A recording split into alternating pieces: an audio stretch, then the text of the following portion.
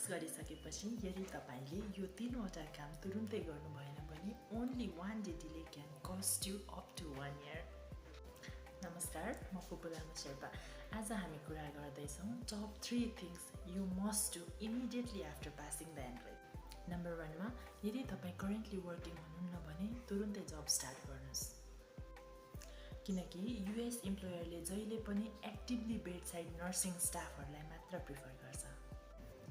Secondly बनाउनुस् एकदमै strong CV जसमा तपाईले इन्क्लुड गर्न सक्नुहुनेछ previous working experience, current bedside nursing experience अनि कुनै पनि स्पेसिफिक ट्रेनिङहरु लिनु भएको छ भने त्यो पनि इन्क्लुड गर्न नछुटाउनु होला।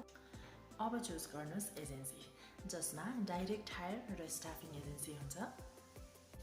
एजेन्सी चुज गर्दाखेरि चाहिँ जबको लागि मात्र नभएर ग्रीन कार्डको लागि सो एजेन्सी चुज गर्दाखेरि चाहिँ just take your time and choose wisely. तेस्रोमा रहेको छ अप्लाई I-140 जुन तपाईको एजेन्सीले नै गर्ने हो। यो रेट्रोगेसनमा के चाहिँ याद गर्नुपर्ने छ भन्दाखेरि early start equals to early visa. आजको लागि यति नै सर्ट अपडेट। यो भिडियो हेरिदिनु भएकोमा धेरै धेरै धन्यवाद।